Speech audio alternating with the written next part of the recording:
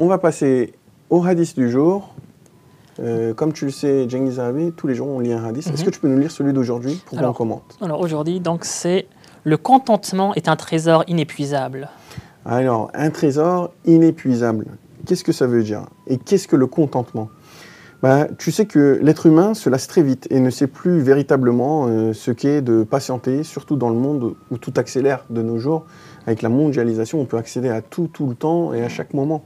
D'ailleurs, moi, je dirais même que grâce aux smartphones, aux tablettes, etc., on a le monde entre nos mains.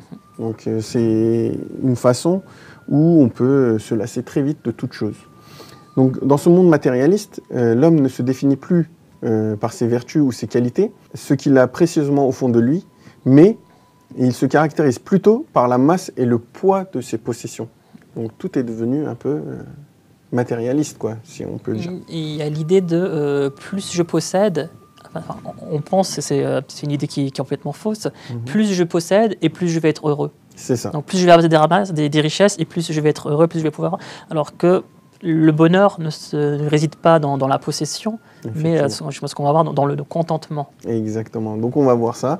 Et donc il devient alors prisonnier de cette vie. Plus il a des choses, plus il se dit, il faut que j'en ai encore plus pour être heureux.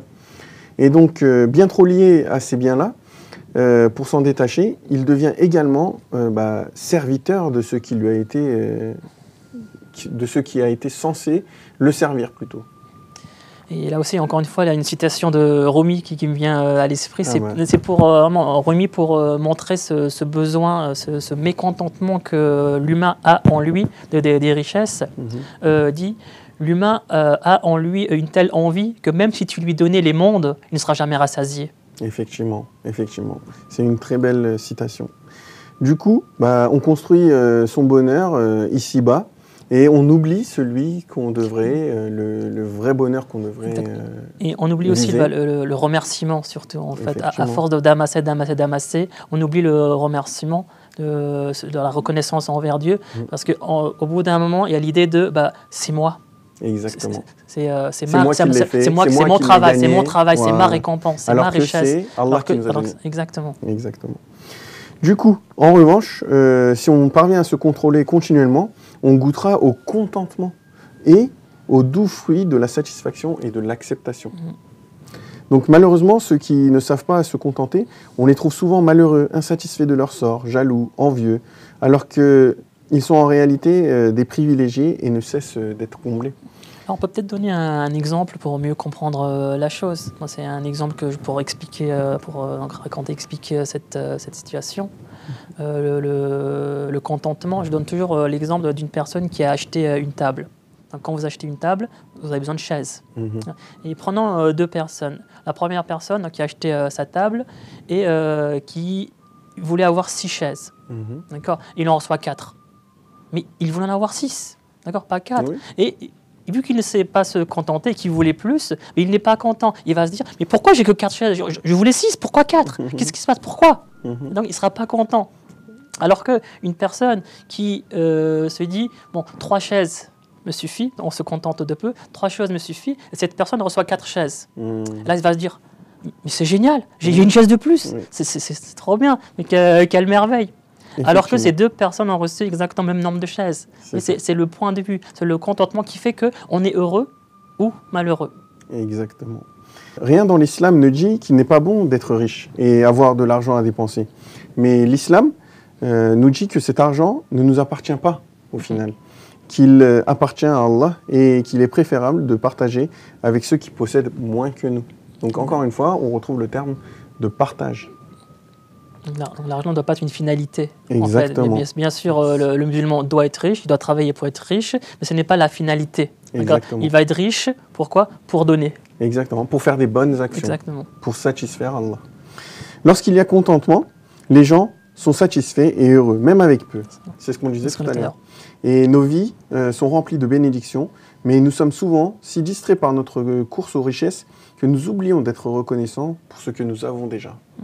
Et la réalité, c'est que souvent, nos nouvelles acquisitions ne nous procurent qu'une satisfaction éphémère. En fait, quand on a par exemple un nouveau téléphone, au début, on fait super gaffe. Ah ouais, j'ai le dernier téléphone, il faut que je fasse attention, il ne faut pas qu'il tombe et tout. Au bout de 3 jours ou allez, maximum une semaine, on se dit, ah, bah, c'est qu'un téléphone, hein, il a qu'à tomber, et hop, on commence... On pense, on recherche le bonheur dans la possession. En fait, comme tu l'as dit, dès que je reçois quelque chose, oui, je suis content, mais je ne suis pas heureux. C'est ça. En fait, être content et être heureux, c'est pas du tout la même chose. Le fait d'être heureux, le bonheur, ce n'est pas dans la possession. Quand je vais recevoir quelque chose, je vais être content. Ah oui, c'est génial, je l'ai eu, le téléphone dernier cri, machin. Mais comme tu as dit, au bout d'un moment, je vais m'habituer. Et puis bon, il y a dans, je sais pas, 6 mois après, il y a un autre modèle qui sort, qui est plus performant. Et je le veux aussi. Et je le veux aussi, et je le veux aussi, et on continue. Donc ça, c'est pas le bonheur, c'est être content. Le bonheur, c'est quelque chose qui n'est pas dans la possession, mais dans le fait d'être content de ce que tu as. Exactement. Donc tout ça, c'est des satisfactions éphémères, donc qui se terminent un jour ou l'autre, et ce qui rend notre vie terne et difficile.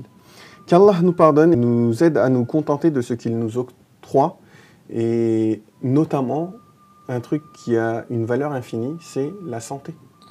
Donc il faudrait déjà qu'on soit content d'avoir cette bonne santé et le pouvoir l'utiliser à bon escient. Et effectivement, et voilà, c'est quelque chose qui est vraiment assez important, c'est savoir être conscient des chances qu'on a avant que ce ne soit trop tard. Des choses qu'on n'y pense pas. Bah, si on peut parler un peu de l'actualité avec ce qui se passe en Turquie récemment, avec les séismes, les tremblements de terre, du jour au lendemain, on n'a plus rien. D'accord. Ma maison, que j'ai passé toute ma vie à travailler pour l'acheter, en 2 minutes, même pas, en quelques secondes, j'ai plus rien.